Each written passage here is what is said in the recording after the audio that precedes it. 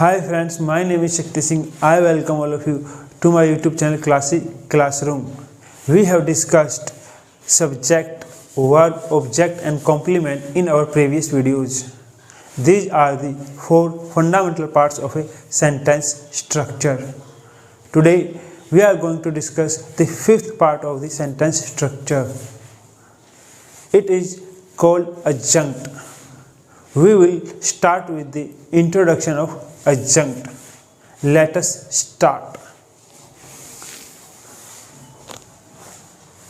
As you can see the word adjunct. जैसा कि आप वर्ड adjunct को देख सकते हैं, इस वर्ड में हमारा जो सेकंड लेटर होता है वो डी होता है, लेकिन जब हम इस वर्ड को प्रोनाउंस करते हैं तब हम लेटर डी को प्रोनाउंस नहीं करते। यहाँ लेटर डी साइलेंट होता है और इस वर्ड की जो सही प्रोनाउंसिएशन होती है वो adjunct होती है। चलिए अब हम देखते हैं व्हाट इज एन adjunct। एक adjunct क्या होता है? An adjunct adds information as a supplementary rather than an essential part in a sentence. Therefore, the sentence is grammatically correct without it. एक adjunct एक वाक्य में जिस इंफॉर्मेशन को यानी जानकारी या सूचना को ऐड करता है, जोड़ता है, वो वाक्य का अतिरिक्त हिस्सा होती है, यानी कि एक सप्लीमेंट्री पार्ट होती है। वो वाक्य का एसेंशियल पार्ट यानी कि महत्वपूर्ण हिस्सा नहीं होती। और इसी कारण हमारा वाक्य बिना उस इंफॉर्मेशन को के जिसको एक adjunct वाक्य में ऐड करता है ग्रामेटिकली करेक्ट होता है, यानी व्याकरण के आधार पर सही होता है। इसी बात को हम एग्जाम्पल्स के द्वारा समझेंगे और साथ में फिर यह भी समझेंगे कि अगर एक adjunct के बिना भी हमारा वाक्य ग्रामेटिकली करेक्ट होता है यानी व्याकरण के आधार पर सही होता है, तो हम एक adjunct को एक वाक्य में क्यों ऐड करते हैं यानी कि जोड़ते हैं। एग्जाम्पल्स के लिए हमने यहाँ कुछ वाक्यों को लिया है। हमारा पहला सेंटेंस यानी वाक्य है she read the letter slowly. उसने खत धीरे पढ़ा। इस वाक्य के अंदर जो वर्ड स्लोली है वो एक adjunct है और इस सेंटेंस के अंदर एक अतिरिक्त इंफॉर्मेशन को ऐड कर रहा है। अगर हम इस वर्ड स्लोली को निकाल दें तो हमारा जो वाक्य बनता है वो है शी रेड द लेटर। उसने खत पढ़ा। यह वाक्य भी अपने आप में ग्रामेटिकली करेक्ट है और इसका अपना एक कंप्लीट सेंस है। इसी तरह जो हमारा दूसरा वाक्य है जैक वर्क्स रियली हार्ड, कि जैक बहुत मेहनत से काम करता है। इस वाक्य के अंदर जो फ्रेज रियली हार्ड है ये एक adjunct का रोल प्ले कर रही है। अगर हम इसको वाक्य से निकाल देते हैं तो हमारा जो वाक्य बनता है जैक वर्क्स, कि जैक काम करता है। यह वाक्य भी यानी जैक वर्क्स अपने आप में कंप्लीट है, व्याकरण के आधार पर सही है। इसी तरह जो हमारा तीसरा सेंटेंस है वो है every week she has a new hair style. वह प्रत्येक सप्ताह एक नया हेयर स्टाइल रखती है या लेती है। अगर हम इस वाक्य में से एवरी वीक को निकाल दें जो कि इस वाक्य में एक adjunct का रोल प्ले कर रहा है और इसमें एक अतिरिक्त इंफॉर्मेशन को ऐड कर रहा है, तो हमारा वाक्य बनता है she has a new hair style, कि वह एक नया हेयर स्टाइल रखती है या वह एक नया हेयर स्टाइल लेती है। इसी तरह जो हमारा फोर्थ सेंटेंस है today I am going to London, कि मैं आज लंदन जा रहा हूँ। इस वाक्य के अंदर वर्ड टुडे एक adjunct है और फ्रेज टू लंदन भी एक adjunct है। अगर हम इस वाक्य में से वर्ड टुडे को निकाल दें तो हमारा सेंटेंस बनता है I am going to London, मैं लंदन जा रहा हूँ। यह वाक्य अपने आप में कंप्लीट है और ग्रामेटिकली करेक्ट है। और इसी तरह अगर हम इस वाक्य में से हमारे सेकंड एडजंक्ट टू लंदन को भी निकाल दें तो हमारे पास वाक्य बनता है आई एम गोइंग, मैं जा रहा हूँ। यह वाक्य भी ग्रामेटिकली करेक्ट है, व्याकरण के आधार पर सही है और इसका अपना एक पूर्ण अर्थ है। इसी तरह हमारा fifth sentence she is sitting at the end of the garden, कि वह बगीचे के आखिर में बैठी है। इस वाक्य के अंदर जो phrase at the end of the garden है यह एक एडजंक्ट का रोल प्ले कर रही है और एक अतिरिक्त इन्फॉर्मेशन को इस वाक्य में ऐड कर रही है। अगर हम इस फ्रेज को निकाल दें तो हमारे पास वाक्य बनता है शी इज सिटिंग, वह बैठी है। यह वाक्य भी ग्रामेटिकली करेक्ट है, व्याकरण के आधार पर सही है और इसका अपना एक पूर्ण अर्थ है। अगर बिना एडजंक्ट के भी हमारे वाक्य ग्रामेटिकली करेक्ट है, व्याकरण के आधार पर सही है, जैसा कि हमने अभी देखा, तो फिर हमें एक एडजंक्ट को वाक्य के अंदर ऐड करने की जरूरत क्यों पड़ती है। देखिए दोस्तों, अगर हम एक एडजंक्ट को वाक्य से निकालते हैं तो एक लैक ऑफ इंफॉर्मेशन यानी कि सूचना का अभाव बनता है, लैक ऑफ इंफॉर्मेशन क्रिएट होता है। और किस तरह की सूचना का अभाव इन वाक्यों में एडजंक्ट के निकालने के बाद क्रिएट हुआ वो हम दोबारा देखते हैं। देखिए दोस्तों, हमारा पहला वाक्य था she read the letter slowly, उसने खत धीरे पढ़ा। अगर हम इस वाक्य के अंदर से वर्ड स्लोली को निकाल देते हैं जो कि एक एडजंक्ट है तो हमारे पास वाक्य बनता है शी रेड द लेटर, उसने खत पढ़ा। लेकिन यहाँ पर फिर एक सूचना का अभाव होता है कि हम यह नहीं बता पाते कि उसने खत कैसे पढ़ा। इसी तरह हमारा जो दूसरा वाक्य यानी सेंटेंस है उसमें से अगर हम एडजंक्ट रियली हार्ड को निकाल देते हैं तो हमारे पास जो सेंटेंस बचा वो है जैक वर्क्स। हमारा सेंटेंस था जैक वर्क्स रियली हार्ड, कि जैक बहुत मेहनत से काम करता है।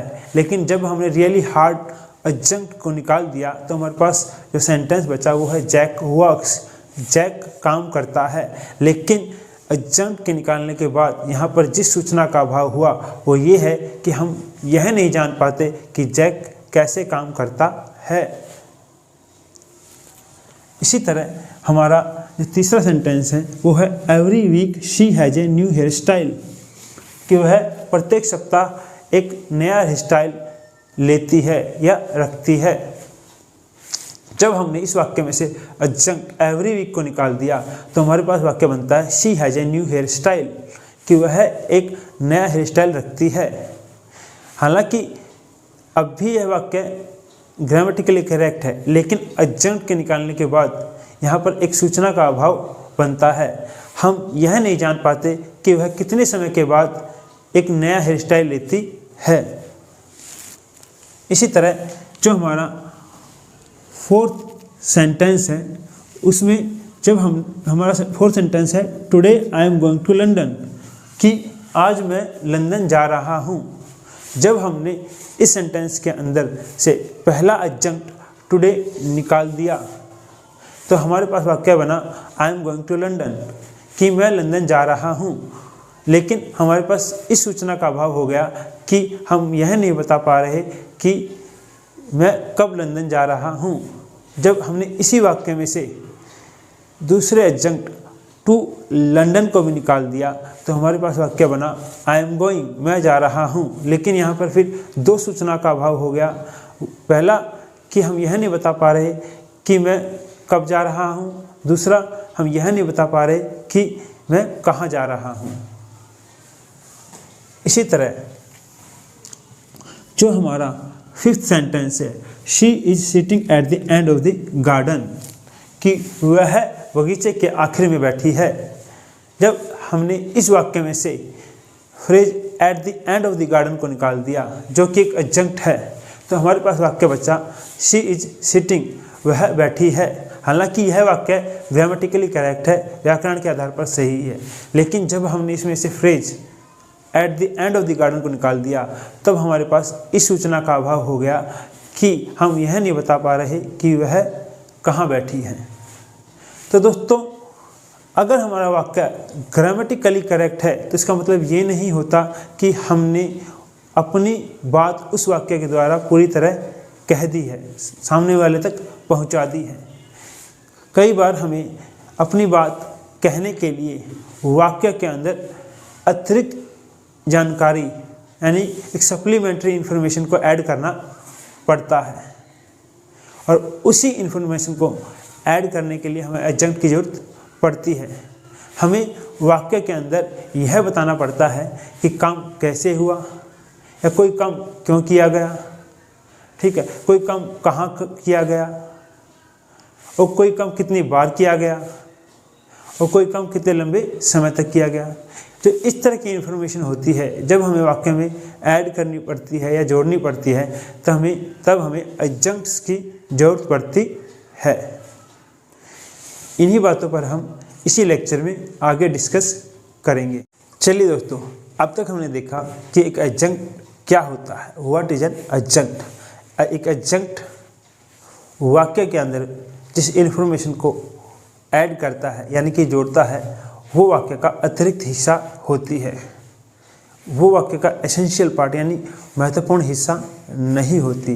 मतलब एक ऐसी इन्फॉर्मेशन नहीं होती कि जिसके बिना वाक्य कंप्लीट ना हो। बिना एडजंक्ट के भी हमारा वाक्य ग्रामेटिकली करेक्ट होता है, व्याकरण के आधार पर सही होता है। लेकिन अगर हमारा वाक्य ग्रामेटिकली करेक्ट है, व्याकरण के आधार पर सही है, इसका मतलब ये नहीं है कि हमने उस वाक्य के द्वारा पूरी इन्फॉर्मेशन सामने वाले तक पहुंचा दी है, यानी जिससे हम बात कर रहे हैं। कई बार हमें अपनी बात पूरी करने के लिए वाक्य के अंदर अतिरिक्त इन्फॉर्मेशन यानी कि एक सप्लीमेंट्री इन्फॉर्मेशन को ऐड करना पड़ता है, और इसीलिए हमें वाक्य के अंदर एडजंक्ट का यूज करना पड़ता है। अब हम एडजंक्ट से जुड़ी हुई कुछ मुख्य बातें यानी इम्पोर्टेंट पॉइंट्स डिस्कस करेंगे। चलिए देखते हैं इन इम्पोर्टेंट पॉइंट्स को। हमारा पहला पॉइंट है an adjunct may be a word or a group of words. वाक्य में एक एडजंक्ट एक शब्द भी हो सकता है या फिर शब्दों का समूह भी हो सकता है। It can come anywhere in a sentence. एक एडजंक्ट वाक्य के अंदर कहीं भी आ सकता है। यह वाक्य के स्टार्टिंग में या फिर वाक्य के मिडल में या वाक्य के एंड में आ सकता है। It is usually an adverb phrase or a prepositional phrase.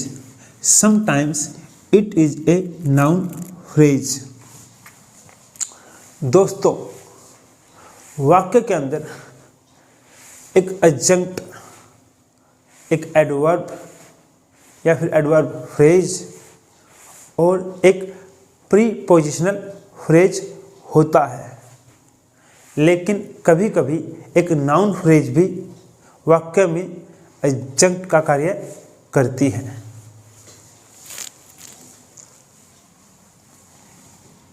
It adds information about manner, place, time and reason etcetera. एक एडजंक्ट वाक्य के अंदर manner, place, time and reason etcetera के बारे में इंफॉर्मेशन जोड़ता है। यानी कि एक एडजंक्ट हमें यह बताता है कि किसी वाक्य में कोई कार्य किस तरीके से किया गया है।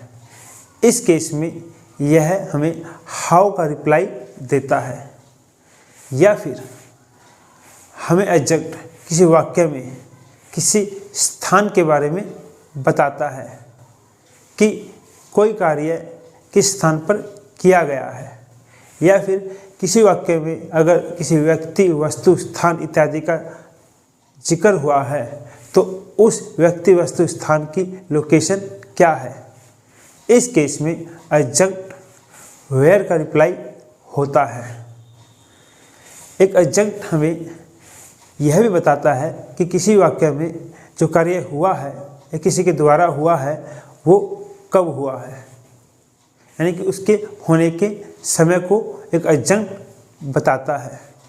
इस केस में एडजेक्ट व्हेन का रिप्लाई होता है। एक एडजेक्ट वाक्य में किसी के द्वारा किए गए कार्य का कारण यानी कि रीजन भी बताता है, और इस केस में एक एडजेक्ट वाई का रिप्लाई होता है। और भी बहुत सारी इन्फॉर्मेशन यानी सूचनाएं होती हैं जो कि एक एडजेक्ट वाक्य में ऐड करता है यानी कि जोड़ता है। जो इम्पोर्टेंट पॉइंट्स, मुख्य बिंदुओं को हमने यहाँ पर डिस्कस किया है, इन्हीं बातों को हम एग्जाम्पल्स के द्वारा समझने की कोशिश करेंगे। चलिए दोस्तों, अब हम डिस्कस करते हैं position of an adjective in a sentence, कि एक वाक्य के अंदर एक एडजेक्ट की क्या पोजीशन होती है, और साथ में हम एग्जाम्पल्स के साथ यानी उदाहरण के साथ उन इम्पोर्टेंट पॉइंट्स को भी समझने की कोशिश करेंगे जिनको हम पहले डिस्कस कर चुके हैं। दोस्तों, प्राय एक सेंटेंस के अंदर यानी वाक्य के अंदर एडजेक्ट की 3 पोजीशन होती हैं। फ्रंट पोजीशन यानी कि कोई एडजेक्ट वाक्य के अंदर स्टार्टिंग में यानी कि शुरुआत में आ सकता है।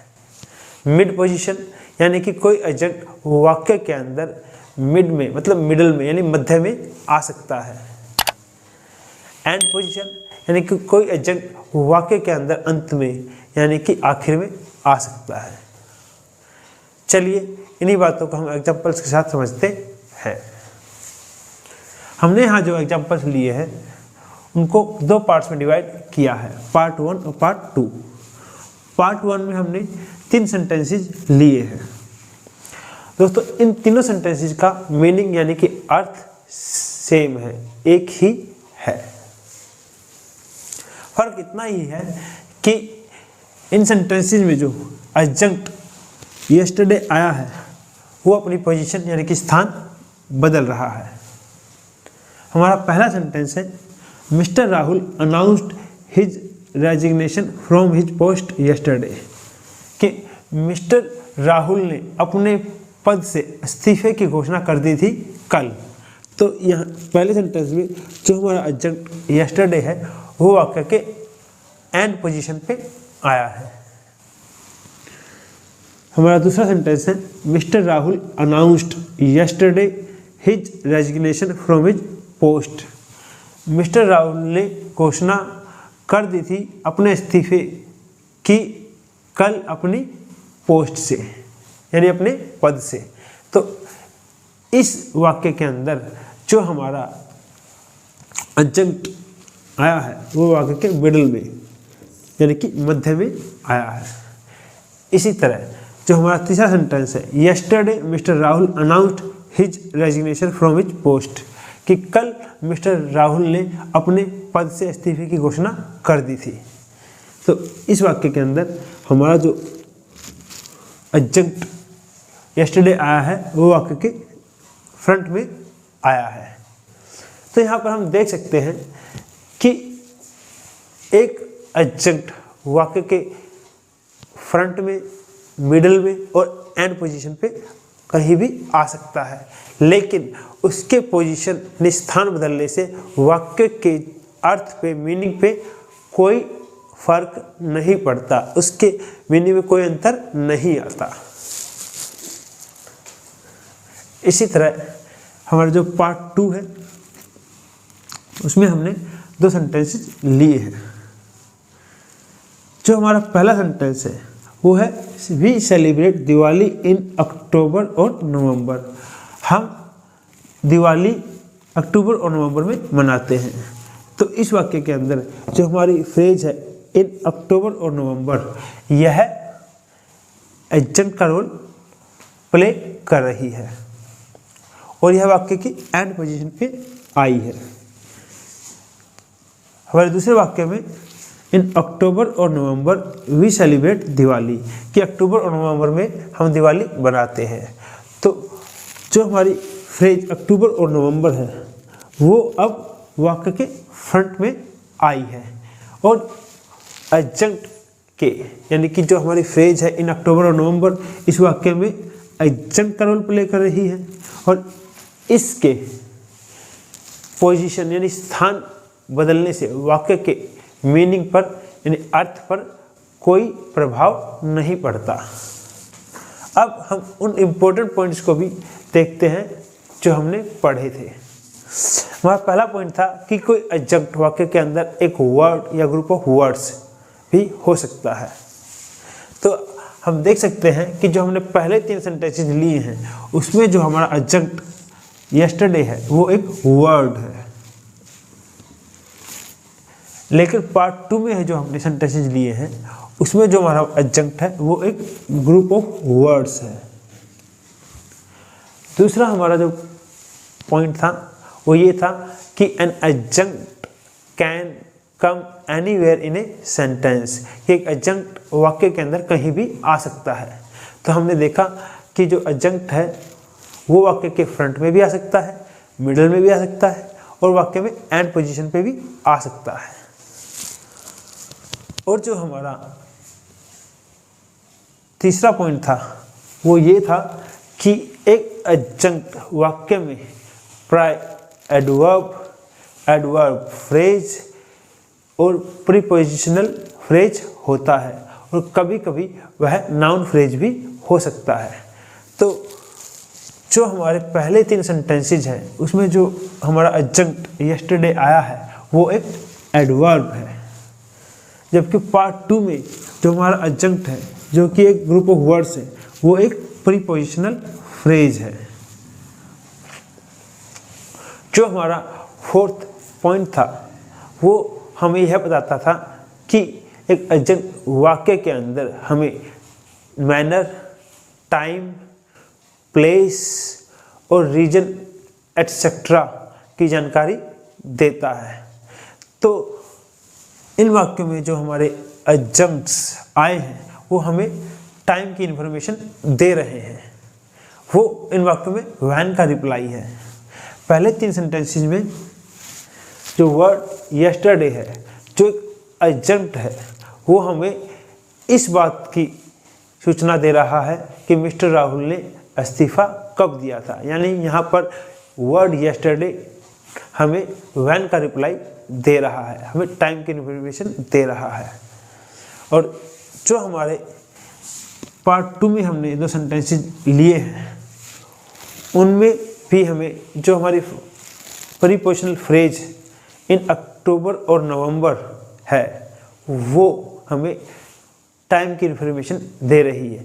वो यह बता रही है कि दिवाली कब मनाई जाती है, यानी इस केस में भी जो फ्रेज है वो व्हेन का रिप्लाई है।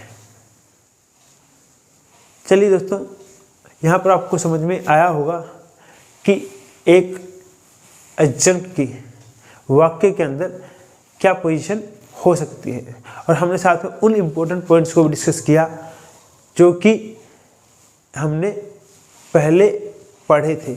अभी हम और एग्जांपल्स के साथ इन्हीं पॉइंट्स को डिस्कस करेंगे। चलिए दोस्तों, अब तक हमने जो एग्जांपल्स देखे उनमें एडजंक्ट्स हमें टाइम की इन्फॉर्मेशन दे रहे थे।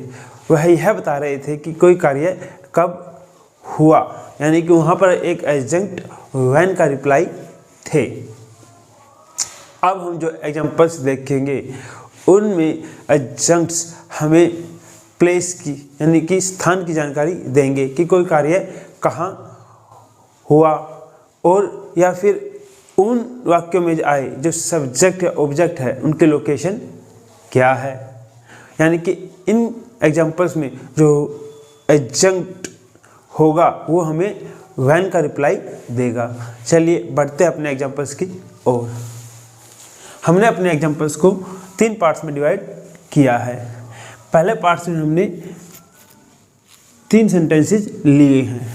तीनों सेंटेंसेस का जो मीनिंग है, जो अर्थ है, वो सेम है। डिफरेंस इतना ही है कि इसमें जो एडजंक्ट इन द पब आया है वो अपनी स्थान को चेंज कर रहा है, अपनी पोजीशन को चेंज कर रहा है। हमारा पहला एग्जाम्पल है that guy in the pub were dancing horribly, कि वह लड़का पब में बहुत खतरनाक तरीके से नाच रहा था। तो इसमें हमारा जो एडजंक्ट इन द पब है वो वाक्य के मिड पोजीशन पे आया है। इसी तरह जो हमारा दूसरा एग्जांपल है that guy were dancing horribly in the pub, कि वह लड़का खतरनाक तरीके से नाच रहा था पब में। तो इस सेंटेंस में हमारा जो एडजंक्ट इन द पब है वो वाक्य में एंड पोजीशन पे आया है। इसी तरह जो हमारा थर्ड सेंटेंस है in the pub that guy were dancing horribly, कि पब में वह लड़का खतरनाक तरीके से नाच रहा था। तो इन द पब जो है वो एडजंक्ट है और वो वाक्य की फ्रंट पोजीशन पे आया है। हम इस वाक्य को ऐसे भी पढ़ सकते थे कि वह लड़का पब में बहुत ही डरावनी तरीके से नाच रहा था। मतलब हॉरिबली का जो हम अर्थ देखें वो या तो खतरनाक तरीके से या फिर डरावनी तरीके से होता है। और इन तीनों ही वाक्यों में अगर हम देखें तो जो हमारा एडजंक्ट है वो अपनी पोजीशन यानी कि स्थान को चेंज कर रहा है। वो वाक्य के मिड पोजीशन पे भी आया है, एंड पोजीशन पे भी आया है और फ्रंट पोजीशन पे भी आया है। और वो एक प्रीपोजिशनल फ्रेज है। इन द पब एक प्रीपोजिशनल फ्रेज है और इन वाक्यों में हमें वह प्लेस की यानी कि स्थान की जानकारी दे रहा है। वो वेयर का रिप्लाई है। वो हमें यह बता रहा है कि वह लड़का कहाँ नाच रहा था, तो वह लड़का खतरनाक तरीके से या डरावनी तरीके से कहाँ नाच रहा था। इसी तरह पार्ट 2 में हमने 2 एग्जाम्पल्स लिए हैं। हमारा पहला सेंटेंस है ही placed a book on the table, कि उसने एक किताब टेबल के ऊपर रखी। On the table he placed a book, कि उसने टेबल पर एक किताब रखी। तो आप देख सकते हैं कि दोनों ही वाक्यों का मीनिंग या अर्थ सेम है। डिफरेंस इतना ही है, अंतर इतना ही है कि जो हमारा एडजंक्ट ऑन द टेबल है वो पहले सेंटेंस में एंड पोजीशन पे आया है और दूसरे सेंटेंस में फ्रंट पोजीशन पे आया है।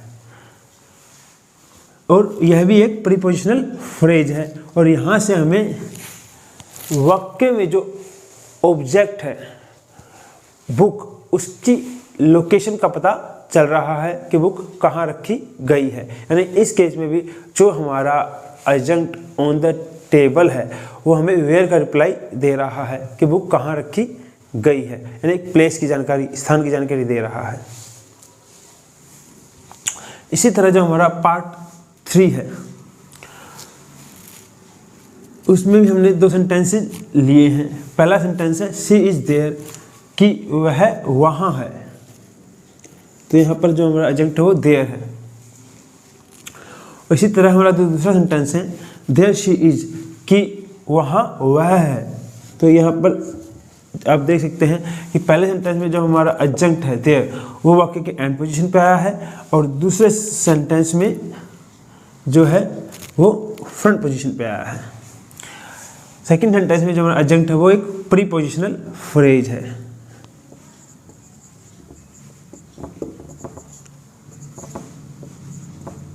फ्रेज है। इसी तरह जो पहले वाक्य में है एडजंक्ट, वो भी एक प्रीपोजिशनल फ्रेज है।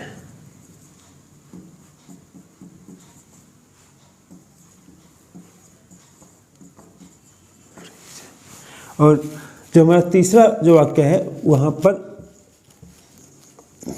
जो एडजंक्ट है वो एक एडवर्ब है। और दोस्तों इन तीनों ही वाक्यों में जो एडजंक्ट है वो हमें प्लेस की जानकारी, स्थान की जानकारी दे रहे हैं, यानी कि वो वाक्य में वेयर के रिप्लाई हैं। चलिए दोस्तों, यहाँ से हमें यह समझ में आ गया कि हमें एडजंक्ट प्लेस की यानी कि स्थान की जानकारी देते हैं और उनकी जो पोजीशन है वो फ्रंट, मिड और एंड पोजीशन होती है। यहाँ पर हमने यह भी देख लिया कि जो हमारे एडजंक्ट है वो प्रीपोजिशनल फ्रेज और एडवर्ब है। अभी हम कुछ और एग्जांपल्स को देखेंगे दोस्तों। अब हम जिन एग्जांपल्स को देखेंगे उन एग्जांपल्स में हमें जो एडजंक्ट है वो मैनर की इंफॉर्मेशन देगा, यानी कि कोई कार्य कैसे हो रहा है इस बात की इंफॉर्मेशन देगा। यानी कि इन वाक्यों में जो एडजंक्ट होगा वो हाउ का रिप्लाई होगा। हमने जो एग्जांपल्स लिए हैं उनको हमने दो पार्ट्स में डिवाइड किया है, पार्ट 1 और पार्ट 2। पार्ट 1 में हमने 3 सेंटेंसेस को लिया है और तीनों ही सेंटेंसेस का जो मीनिंग है, जो अर्थ है वो सेम है। फ़र्क इतना ही है कि इन 3 सेंटेंसेस में जो एडजंक्ट आया है वो अपनी पोजीशन चेंज कर रहा है। इसी तरह पार्ट 2 में हमने जो 2 सेंटेंसेस को लिया है उनका जो मीनिंग है, जो अर्थ है वो सेम है। उनमें भी फ़र्क इतना ही है कि उन दोनों वाक्यों में जो एडजंक्ट आया है वो अपनी पोजीशन चेंज कर रहा है। पार्ट 1 में हमने जो पहला सेंटेंस लिया है वो है carefully she opened the box. ध्यानपूर्वक या सतर्कता से उसने संदूक को खोला। तो केयरफुली है एक एडजंक्ट है और वाक्य में फ्रंट पोजीशन पे आया है। इसी तरह जो हमारा दूसरा सेंटेंस है she carefully opened the box, कि उसने ध्यानपूर्वक संदूक को खोला, और इस वाक्य में जो हमारा एडजंक्ट है वो वाक्य में मिड पोजीशन पे आया है। जो हमारा तीसरा सेंटेंस है she opened the box carefully, उसने संदूक को खोला सतर्कता से या ध्यानपूर्वक।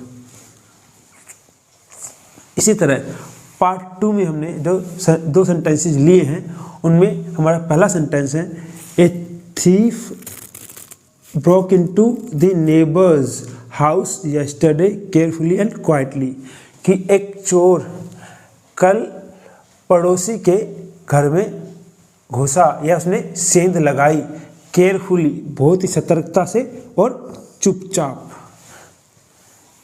इसी तरह जो हमारा दूसरा सेंटेंस है carefully and quietly a thief broke into the neighbour's house yesterday, बहुत ही सतर्कता से और चुपचाप एक चोर ने पड़ोसी के घर में सेंध लगाई कल।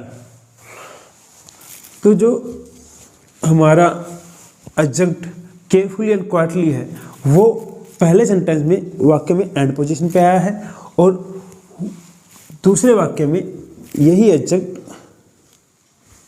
वाक्य में फ्रंट पोजीशन पे आया है। तो यहाँ से हमें यह पता चल रहा है कि एडजंक्ट किसी वाक्य के अंदर कहीं भी आ सकते हैं। वो फ्रंट पोजीशन पे आ सकते हैं, मिड पोजीशन पे आ सकते हैं और एंड पोजीशन पे आ सकते हैं। पार्ट 1 में जो हमारा एडजंक्ट केयरफुली है वो एक सिंगल वर्ड है और एक एडवर्ब है। इसी तरह जो हमारा पार्ट 2 में जो हमारा एडजंक्ट है केयरफुली एंड क्वाइटली वो एक ग्रुप ऑफ वर्ड्स है और एक एडवर्ब फ्रेज है।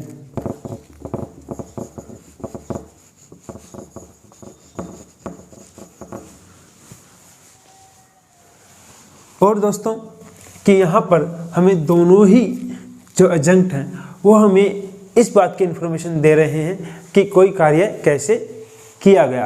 पहले वाक्य में, पहले पार्ट में हमें जो वाक्य है वो ये बता रहे हैं कि संदूक कैसे खोला गया। यहाँ पर मैनर की इन्फॉर्मेशन है कि संदूक कैसे खोला गया। और दूसरे पार्ट में जो वाक्य हैं वो हमें यह बता रहे हैं कि चोर घर में कैसे घुसा या उसने कैसे सेंध लगाई। यहाँ भी हमें मैनर की इन्फॉर्मेशन मिल रही है। इन सेंटेंसेस में जो एडजंक्ट है वो हाउ का रिप्लाई है कि संदूक कैसे खोला गया, how did the box open. और जो हमारा पार्ट 2 है उसमें भी जो हमारा एडजंक्ट है वो हाउ का रिप्लाई है कि how did a thief break into the neighbour's house.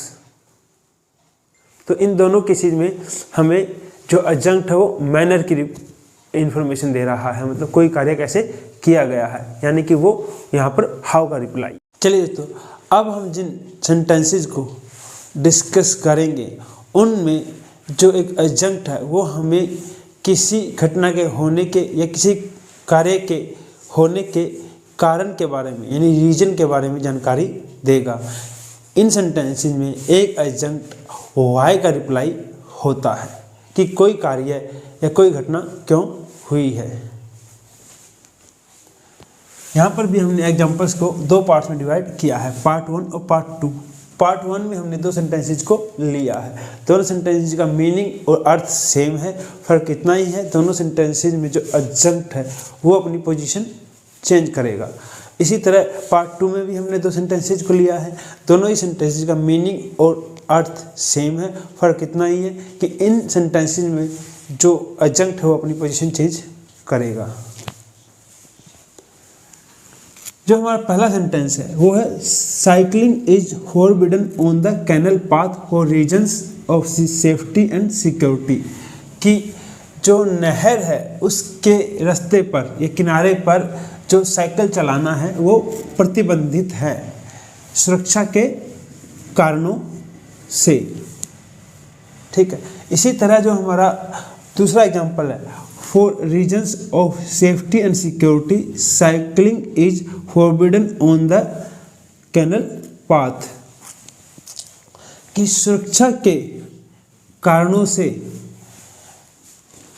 जो साइकिलिंग है, साइकिल चलाना है, वो नहर के किनारे या रास्ते पे प्रतिबंधित है। तो दोस्तों हम देख सकते हैं कि जो हमारा एडजंक्ट है for reasons of safety and security वो पहले सेंटेंस में एंड पोजीशन पे आया है और दूसरे सेंटेंस में हमारा एडजंक्ट फ्रंट पोजीशन पे आया है। इसी तरह पार्ट 2 में जो हमने दो सेंटेंसेस लिए हैं उनमें हमारा पहला सेंटेंस है I had to punish him because of his rude behaviour, कि मुझे उसे सजा देनी पड़ी उसके रूड बिहेवियर के कारण, यानी कि बुरे व्यवहार के कारण। इस सेंटेंस में जो हमारा एडजंक्ट है because of his rude behaviour वो वाक्य में एंड पोजीशन पे आया है। इसी तरह जो हमारा दूसरा सेंटेंस है because of his rude behaviour I had to punish him, उसके बुरे व्यवहार के कारण मुझे उसे सजा देनी पड़ी। तो इस सेंटेंस में जो हमारा एडजंक्ट है वो वाक्य में फ्रंट पोजीशन पे आया है। और दोनों ही पार्ट्स में जो सेंटेंसेज है और उनमें जो एडजंक्ट है वो एक ग्रुप ऑफ वर्ड्स है, सिंगल वर्ड नहीं है, ग्रुप ऑफ वर्ड्स है। दूसरा दोस्तों जो हमारा एडजंक्ट है वो यहाँ पर एक प्रीपोजिशनल फ्रेज का रोल प्ले कर रहा है। पहले जो एग्जाम्पल है पार्ट 1 में वहाँ पर भी हमारा जो एडजंक्ट है वो एक प्रीपोजिशनल फ्रेज है।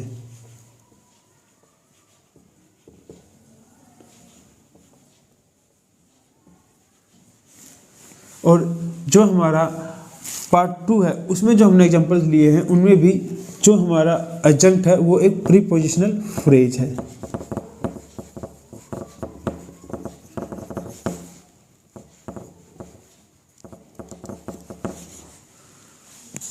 फ्रेज है।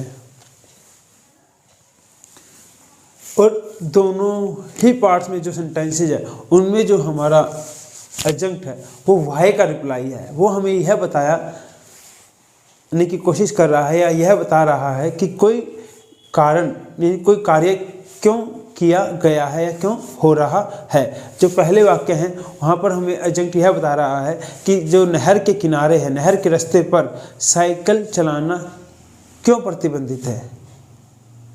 और जो हमारे पार्ट 2 में एग्जाम्पल्स है वो हमें यह बता रहे हैं कि हमें उसे सज़ा क्यों देनी पड़ी।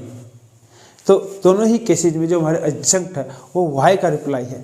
वो किसी कार्य के या घटना के होने के कारण को बता रहे हैं। दोस्तों, हमने इस लेक्चर में एडजंक्ट को एक डिटेल में जानने की कोशिश की है। और एक एडजंक्ट हमें सिर्फ टाइम, मैनर, प्लेस और रीजन के बारे में ही जानकारी नहीं देता, या और बहुत सी इन्फॉर्मेशन होती है। A number of pieces of information जो है एक एडजंक्ट हमें देता है। और वो अपने स्थान को, पोजीशन को भी वाक्य में बदलता रहता है। लेकिन हमें यह भी ध्यान रखना होता है कि कौन कौन से वो एडजंक्ट हैं जो हमें एक पर्टिकुलर इन्फॉर्मेशन दे रहे हैं और कैसे वो अपनी जो है पोजीशन को वाक्यों में बदलते हैं। कि क्या सभी जो हमारे एडजंक्ट हैं वो वाक्य के मिडल में, एंड में, फ्रंट में आ सकते हैं, या कुछ ही जो हमारे एडजंक्ट है वो मिडल में, फ्रंट में या एंड में आ सकते हैं। और अगर वो अपनी पोजीशन बदलते हैं, वाक्य के मिडल में आते हैं, तो वाक्य के मिडल में उनकी पोजीशन क्या होती है। क्या वो मेन वर्ब से पहले आते हैं या वो हेल्पिंग वर्ब से पहले आते हैं। तो इन सभी बातों को हम आगे आने वाले लेक्चर में डिस्कस करेंगे। और मैं यह आशा करता हूँ कि आपको यह लेक्चर बहुत ही पसंद आया होगा और आपको इस लेक्चर से बहुत कुछ सीखने को मिला होगा। और आप इस लेक्चर को ज़्यादा से ज़्यादा लाइक कीजिए और इस वीडियो को ज़्यादा से ज़्यादा शेयर कीजिए, ताकि बहुत से लोगों तक यह जानकारी पहुँचे और उन्हें कुछ नया सीखने को मिले, और उन्हें यह भी पता लगे कि किसी लैंग्वेज को टेक्निकल तरीके से कैसे सीखा जाता है।